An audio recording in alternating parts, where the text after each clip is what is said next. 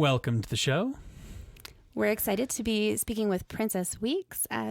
Princess Weeks, would you be willing to tell our listeners a little bit about what you are excited to talk about? Hi. Hi, everyone. My name is Princess Weeks. I'm the assistant editor at the Mary Sue, and I do It's Lit for PBS. And I'm here to talk about better conversations about female characters and feminism and how weird it can be online. Because, boy, it can be weird. It really can be. Like, really weird. The worst.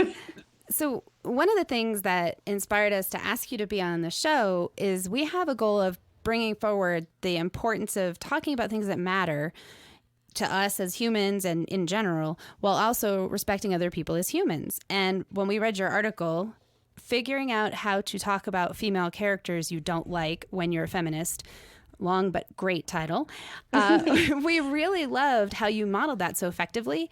And I definitely don't want to limit us to just that article or that topic, but maybe was thinking we could start with that conversation and then branch out a little bit. Yeah, for sure. So because we work at this feminist pop culture site, sometimes we'll have conversations like on Slack and DMs talking about like things that we probably don't necessarily always feel comfortable putting out there because they can just be so controversial.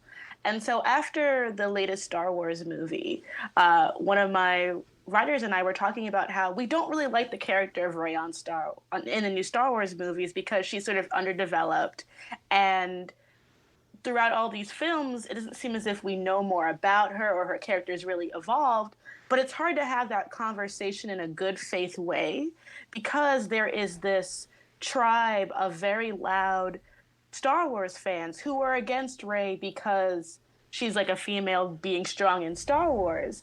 And it's frustrating because you can't have the conversation of, is this a good character encompassing all of their pros and cons, if you are fighting people who believe that inherently, because Rey is a woman, that she's already like a Mary Sue.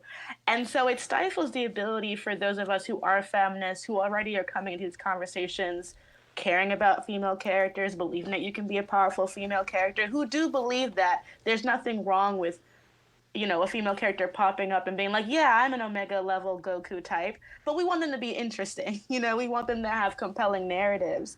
And when you can't talk about that with other women because you're afraid of men or bad faith actors in general, not just guys, taking those conversations and using them to create their own or support their own sort of sexist diatribes, you kind of sometimes shut those conversations out before they begin. So when I wrote that article, I was really trying to just talk about like, hey, I want to like Rey. I don't like Rey. How can I talk about not liking this character without using sort of like sexist language, without leaning into misogyny, without calling her a Mary Sue? How can we have these conversations and pivot towards talking with people who we know want to have this conversation and not people who want to interject into this conversation in bad faith, if that makes sense?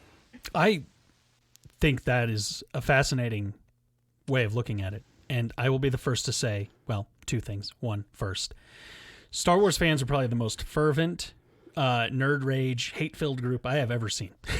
So what's funny is that I think in this case, the one of the fundamental problems is trying to talk to people about it in the context of something that just engenders so much emotion for people.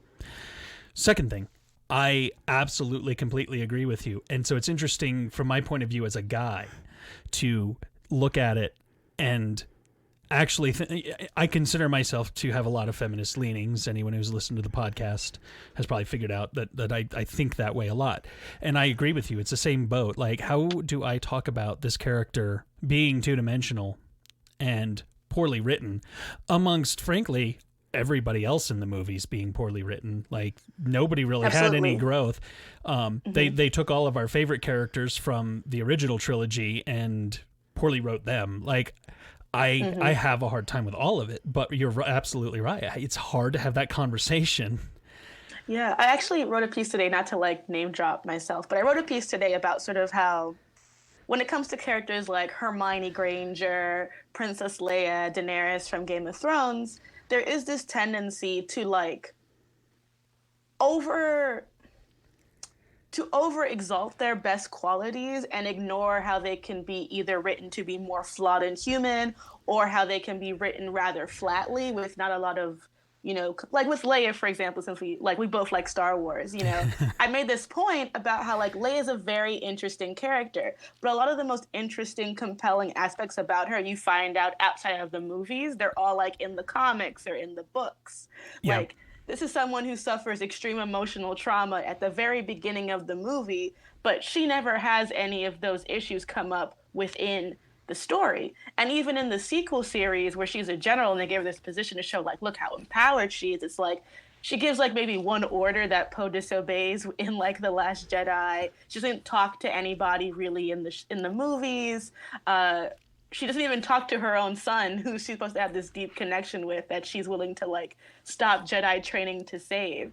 So it's like we have this character, we exalt her, but we don't ever talk about, or we don't talk about it thoroughly enough, how the narratives can fail them by trying to make them almost these alpha female characters in a mostly male-dominated space. Yeah, absolutely. Yeah, and please do name drop. Part of why we wanted you on the show was that we really loved that article, and honestly, I went through and read a bunch of other articles that you wrote, and I really appreciated the way you brought this thoughtfulness to these characters and these stories, because I find these characters and stories to be very meaningful, and agree with you that these narratives do fail them in terms of leaving them a little bit difficult to relate to. Because they don't actually express a full human experience. And I mean, you could say, I think Eric's point that Star Wars has that. And a friend of mine, I was talking to her about the show, and I said, I didn't say anything about how unhappy I was with Wonder Woman. And I loved Wonder Woman when I was a kid, because I felt like that was a betrayal. I had to keep my mouth shut, right? And she's like, well, and Wonder Woman was DC. I'm like, I don't care. Like, I get that DC is flat. And I'm just saying, I personally felt betrayed by that character not really being fulfilling, and yet also felt silenced, because I was like, I better not, add to anything negative, because we want more characters. We have to tolerate the bad because ones. I think Wonder Woman is hard, because I was talking to a couple of like my other female comic friends, and it's like Wonder Woman's a very niche character. There are a lot of people who really love her, but her origin story has transformed so many times. She's not very consistent. And so it makes it hard for people to latch on to her. And she's either like really interesting or really boring, just like Superman is. But the added layer of her being a woman makes it hard. I had these conversations because like, oh, she's like this Amazon warrior, and that's great. I'm like, yeah, it's great if you can write her properly, if you like appreciate that having her interact with other women, if you don't make her like a flat, straw feminist type character in these animated series. Like, I remember watching Wonder Woman, and I was watching it with two of my other Black friends. One of them is a Black gay man, and another one of them is a Black woman, a Black cis woman, and we were just like, there's an island of women that are badasses that you get to see for like 15 minutes. And then most of the movie, she's hanging out with a bunch of dudes, being like the prettiest, bestest of all of them. And that's great to see on a certain level. Like, it's great to have this kind of iconography. But it's also boring. It's also boring that it's like this beautiful, statuesque, perfect woman who's a model, and that's not to disrespect Gal Gadot, because she was a model and she's very good at that. And she's a fine actress. But I couldn't help but think of, like, when I was younger, I would watch Xena. Right. Xena was a powerful figure. She felt like she filled space.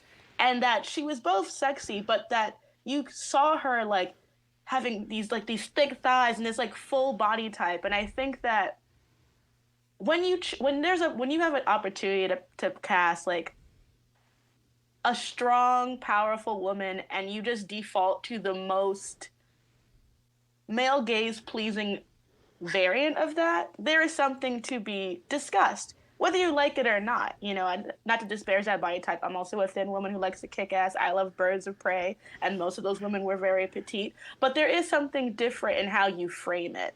And Wonder Woman was for such an experience. Like, this is for all of us out there. But how many of us can relate to being that type of character and to have that be the only representation for female superheroes. Yeah, no, I completely agree. And I couldn't get past the fact that here we have the story of Wonder Woman, and essentially they set up the entire storyline where she has to have a male character to show her around in the modern world, which she doesn't know. I mean, literally, if I could have had a more like sexist trope in that movie, I don't know how. Just like the very concept that she couldn't function without this guy to actually show her around. And a lot of it is his story. Like, I remember I was telling someone that he's the love interest, and he has more to do in that movie than any female love interest to, like, a Marvel or DC person that's male. Yeah, I think the movie, it passed the Bechdel test, but I don't feel like it did.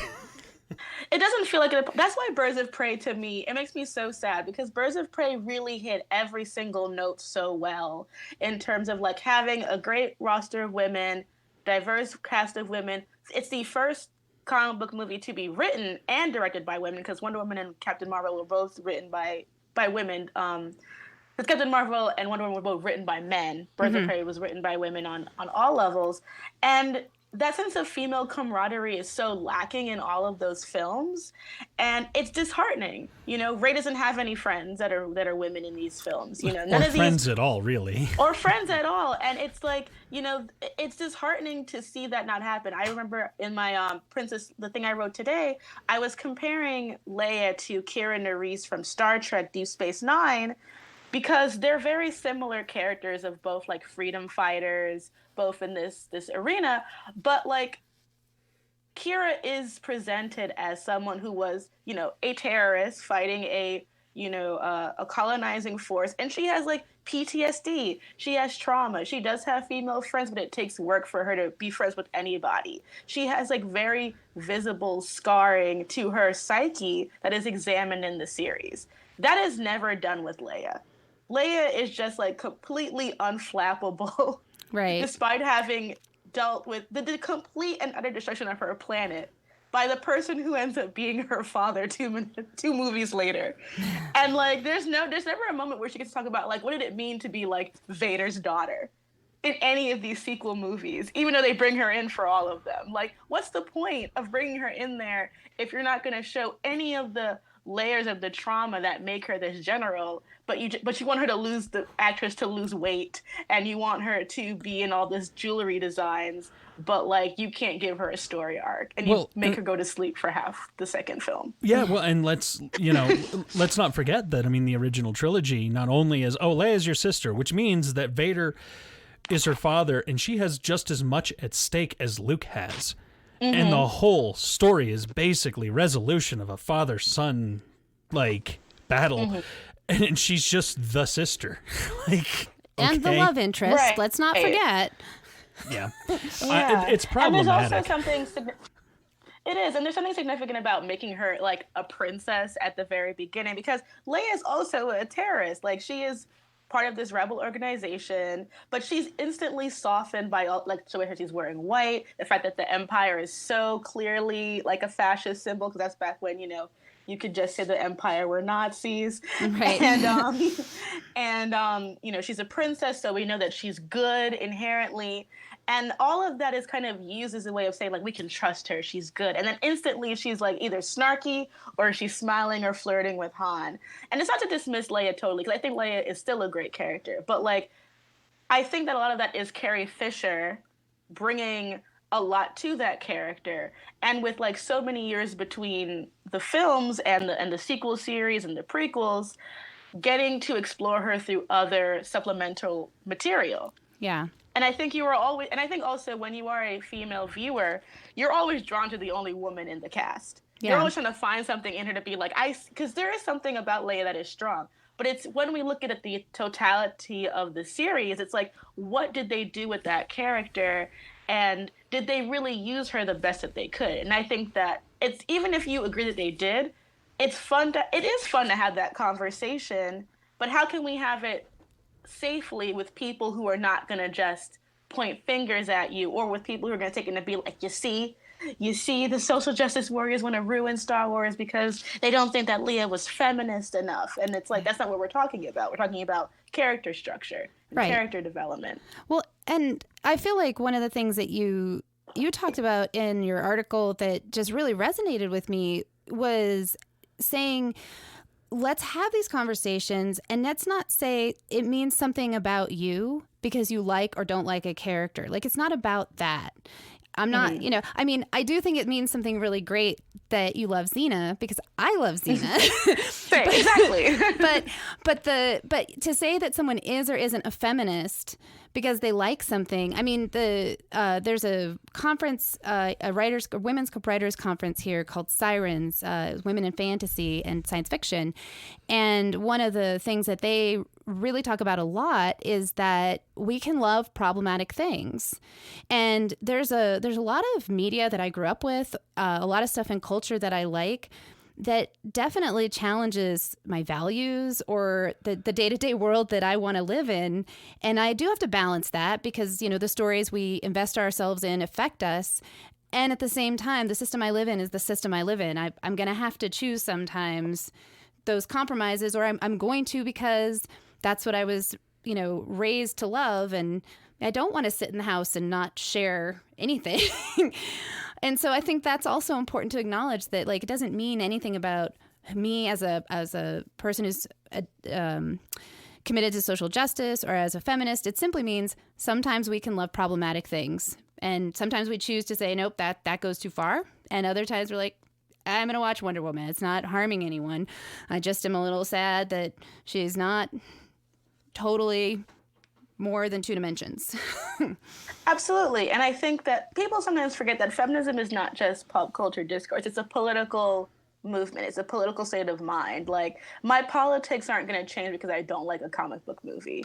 That's not the barometer of which we need to be judging people's political affiliation with feminism. How I talk about Wonder Woman and how I discuss my dislike of Wonder Woman, that could give indicators of my politics. But me just saying I think that she could have been better structured, or me saying I wish we had that we had more broader body types in this movie concerning women, that there were more women in the movie. That's not, those are not conversations that show, like, well, I don't know, you said you're a feminist, but you don't love this one movie with mostly white women in it. I don't know how to reconcile those things about you.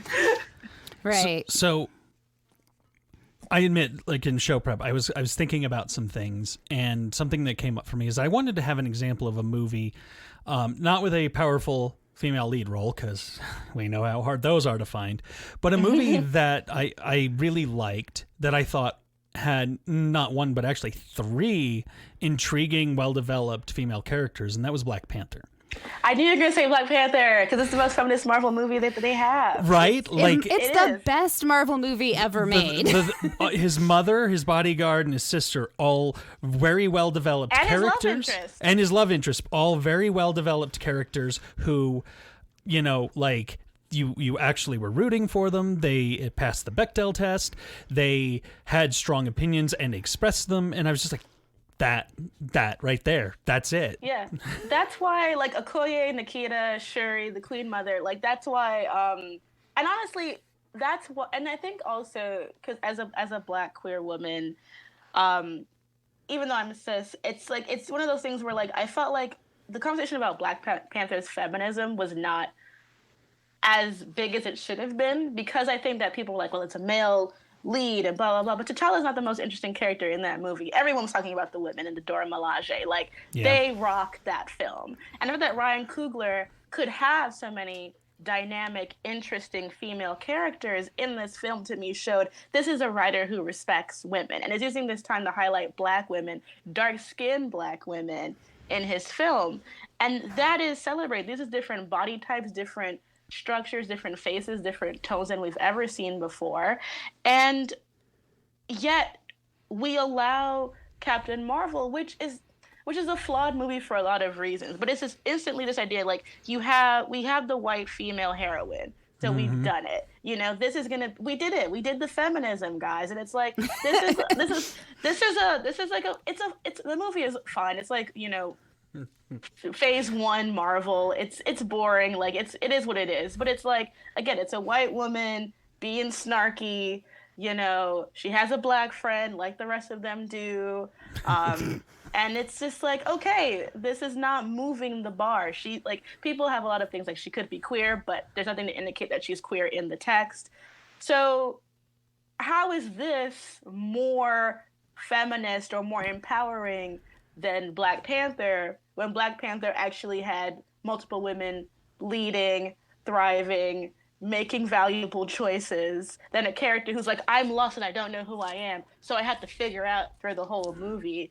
It's just like, okay, girl, I guess. I completely agree. And so, you know, in some ways, in order to have this conversation, I always like to just have like an idea of not only something that I can suggest, like, okay, so I didn't like Wonder Woman for X, Y, and Z reasons, but let me tell you a movie I did like for A, B, and C reasons. Mm-hmm. And you're right. Like, I think it's kind of sad that it's not a female-led movie. I think you can make some arguments. We've had a lot of guests, and I've talked to a lot of people that Black Panther probably did more for Black people than feminism, and I think some of the feminist things that were in there created the whole thing that made it feel really good. But I mean, I've met a couple of Black people that have told me that movie like really finally was something from Hollywood that connected to them, made them like feel good. So I you know, it's all positive in that way. Yeah. But.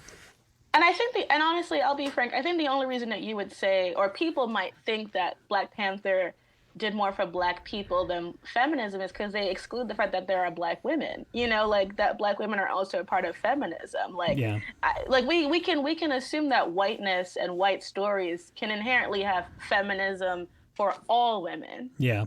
But like when you have Black Panther, it's like, well, that's for Black people. And it's like, I mean, it is, but like Black people also watch that other shit too. Can I curse? I'm sorry. Yeah, we'll either bleep it out or we've we'll had make it explicit. We've had some characters that have been swearing on here, and I actually do not like to take that away from people. The only reason we've ever done it is to avoid explicit on Apple, but at this point we've been going so long that I think people would listen to us anyway. So I'll say stuff just to but that's stuff too, and I think that's what's frustrating to me. Like, is the way that Black media, in many ways, like there are Black shows, especially works by Ava DuVernay, that are pushing the envelope of what women in media can look like. But because Ava is a Black woman and these things are targeting and prioritizing, elevating Black audiences, there's nothing for everyone to learn from it. Yeah. You know, that everyone can't learn lessons from this work. Like, you can watch Sex and the City and everyone should be able to learn from that. But Insecure, it's like, that's for Black people. But it's like everyone can learn something from Issa Rae's Insecure. Right. The same way we were all thought to learn something from, you know, Sex and the City, which wasn't even created by, you know, women. You know, it was adapted by men. You know, so it's one of those things that frustrates me, is how when, you know, One Day at a Time, Vita, all of these Black, Latinx, Asian properties that are pushing the envelope and should have more conversation about representation on multiple levels, just kind of get put into their ethnic or racial bucket and are not seen as examples of what everyone should be able to do. Right. No, I think thank you for putting that out there. I think that is a really important point. And it has me thinking, I'm not a Doctor Who aficionado. Eric and his wife watch, and they've been watching the new show.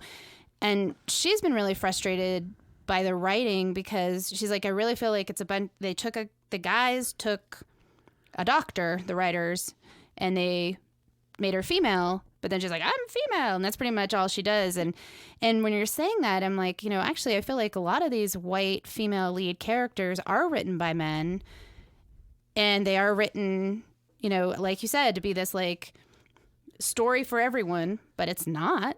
I think my wife's point was that when the character has to run around and essentially is written to be saying things constantly like, look what a woman I am. Yeah, look what a woman can do. She's actually kind of insulted by it. Yeah. It can be a mixed bag. I haven't watched the new Who. I haven't watched Doctor Who since the River Song reveal. So that's how, because she was my favorite character, and I know that was so ridiculous that I stopped watching it. But even though I love River Song, it's never been a show to watch if you aren't into the ridiculous. But well, you know, I love the ridiculous. I just don't care for Moffat's writing, and even though he's been gone forever, I've reached a point where I was like, I think I need a break, and I didn't know how to get back into it. But I know a lot of people who do appreciate it, and I don't want to yuck anyone's yum. While I have my opinions, I also don't really think it's important to dissect like why people are fans of things. I know a lot of people who love the new Doctor Who, but I will say that it's always hard. The gender bending thing is hard for me. Like, I think about characters like James Bond, who I grew up with, and I'm like, the part of James Bond that's so James Bond is that he's a misogynist. Right. And I don't really want to see that copy and pasted into a woman. We have so much opportunity. Sake of representation. Yeah, no, we have so much opportunity to create new and interesting characters. Why do we need to say what would happen if James Bond was a woman? I'd rather just have a Moneypenny spinoff, honestly, or just, find ways to, like, I like that there's going to be this new female 00 with Letitia. I forget her last name, but she was in Captain Marvel with her in it. I'm like, well, that's a natural thing because it's an organization. They would have other 007s. Right. Yeah, there's multiple 00s. That's been mentioned since the books came out. Well, that exactly. it's a kind of a secret agent that you are. Right. Well, and like having new characters, like you said, like another person from the agency and recognizing that there are more stories to be told. And I'm not trying to get down on the Doctor or Captain Marvel or white female leads in any way. However, in this, I also really agree with you that, we have to elevate women's stories, and we need to elevate them across, racial lines, across ethnic lines, like their inability, like having more people's stories and not having it be this very narrow definition of what female is. What if the Doctor was a girl? What if what if this person was a girl? Like, and it's interesting because you talking about Doctor Who makes me think of Pose. Because, I think Pose is one of the most amazing radical shows on television right now. It's probably one of the most feminist, one of the best queer shows, one of the best everything shows right now. But what I think is interesting is how, like, when you gender bend a character, there just has to be this whole, like, well, I'm a woman now, and that's a big thing. But when you have actual queer narratives, they handle that so much better. Like, if only you had queer people in the room, or people who actually know, like, how the concepts of, like, who spend time assessing concepts of, like, sex and gender and all those things, like, in the room, who could actually find interesting ways to talk about this and not just being like, well, I used to be a man and now I'm a woman now. Because, like, that's just so weird to think about. Because I would think about just looking at the Doctor transformation from, like, different dudes. It's not like all dudes are the same, It's not like they don't spend entire episodes like, man, I used to be tall and now I'm short. And I'm not a ginger yet, da-da-da-da. It's like, I think that she'd be like, oh, this is different, and then that's it. Like, why keep bringing that up? Have you watched Altered Carbon at all? I have not watched Altered Carbon. I know I should, but I haven't. Yeah, so it's been interesting, and Iceland and I have watched the first season. We are one episode in on the second season since it just hit. But one of the interesting concepts in that is that nobody's actually tied to a body. Your entire consciousness and brain basically lives in a chip, and any basically skin suit with that chip can have it. So they have all kinds of weird things where, somebody who was originally, when born, male-bodied is just popped into a woman's body, or when grandma was popped into a convict, and they literally just load her into an empty sleeve, they call them, body. That's a convict, and it's this big, burly, tough guy who's, lecturing them about not saying grace at dinner because it's a ethnic, like a Hispanic ethnic family, very, very religious, and it's grandma in this male body. The acting's amazing because in some ways they're kind of annoyed, but also just accepting of the fact that that's just not that unusual. If you're going to jump around bodies, you're likely to end up in some interesting bodies. Right. And it's interesting because, like, so I watch a lot of anime and manga growing up. And so, like, gender swapping is, like, a big thing. And there was this series by Rumiko Takahashi called Ranma One Half. And it was about this boy who went training and fell into this well where I think whenever they're hit with cold water, they turn into a girl. And whenever they're hit with warm water, they turn back into a boy. And I'm not trans or non-binary, so I don't want to speak entirely to that representation. But what I do think is interesting about reading it with that context is that Ranma, who's the main character, always says that they're a boy, regardless of what body that they're in. Yeah. And is very much like, and has no sense of like when he has breasts, he's never like wearing a shirt because he's just like, I don't really think of this as my body, so I don't even think about the fact that I have boobs. And I think that's just very interesting because it's like, oh, like, yeah, because he's a boy, and the fact that he has breasts does not change the fact that he doesn't really sexualize that part of his body like that.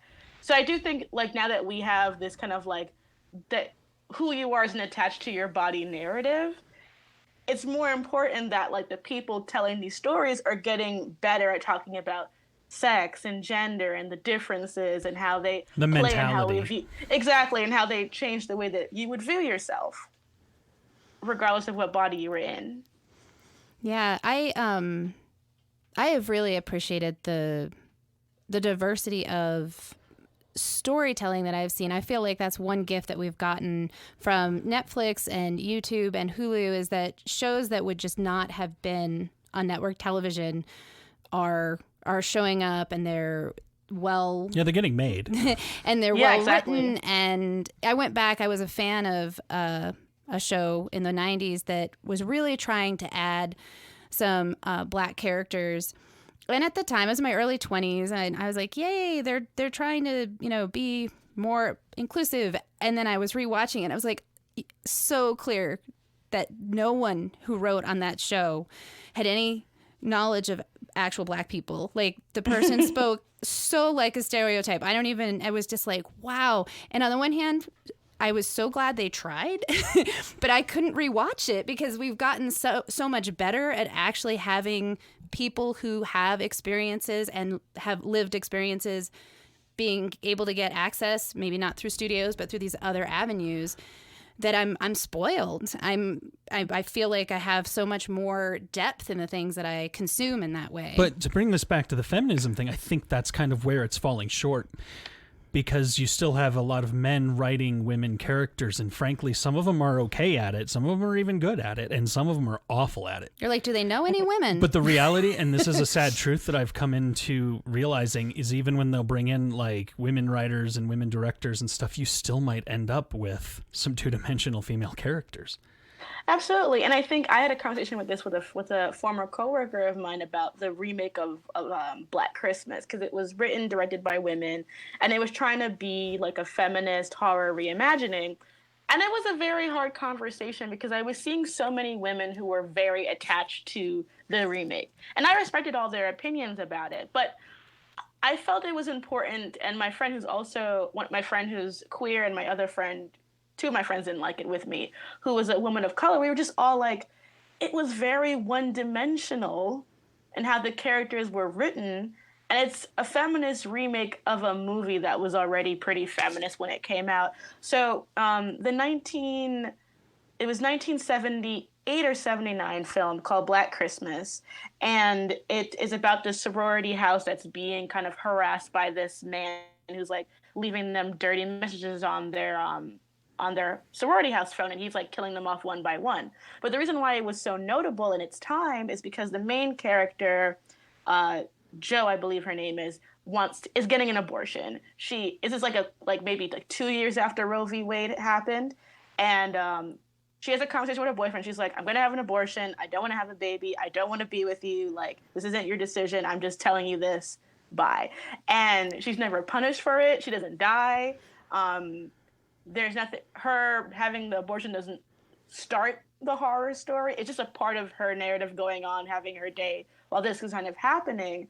And it was just this interesting way of how it normalized a woman getting an abortion and not being punished for having an abortion. Mm-hmm. And it was just kind of very simple. It was there. And also like they're being stalked by this man who was sexualizing them. So there's kind of that element of like men invading this female space. In the remake, what happens is one of the sorority women was assaulted by one of the fraternity guys. And it's like half a cult movie where like all the fraternities are possessed by like this evil spirit, and they're wearing these ridiculous cloaks. And what really got me was there's a part where they want her to confront her rapist, and she's not ready to do it. And her friend, who was kind of like the feminist stand-in character and one of the few like visibly non-white characters in the movie is like, you have to be strong for your sisters. And I was like, no, that's not, I don't know what this is, but this is not what you think it is. I was really disgusted by the idea that it's feminist to make a rape victim confront their rapist in a public space with multiple people when they're not prepared to do so, and their failure to do so makes them like not an ally. I'm like, not every sexual assault victim survivor is an activist or wants to have that kind of platform, and it's disrespectful to say that. And I didn't understand why we couldn't have both conversations. Like, if you were empowered by the idea of her getting, like, this character getting her power back, that's totally fine. But we can also be like, it is also not appropriate to, like, weaponize Me Too and feminism to say, if you don't speak out against your rapist, like, you're letting your sisters down. Like, that's gross. Yeah. And that's not okay. Well, but that just speaks more to kind of how out of touch we are with what, you know, actually feels good to people. I'll be the first person to admit that I don't always know what feminism is. And part of this is because I have several female friends and a wife that claim to be feminists. And the one thing in common with their views on feminism is that there's nothing in common. I mean, I think it's hard because there's feminism, what it politically stands for, and then there's talking about feminist discourse of pop culture, which I always try to remember people are two different things. Yes. Like, feminism is like a political movement in which you are trying to dismantle the patriarchal capitalistic structures that keep women, whether they be cis women, trans women, non-binary peoples, in a position of disenfranchisement that is inherent to them based upon their sex, gender, identity, all of those type of things.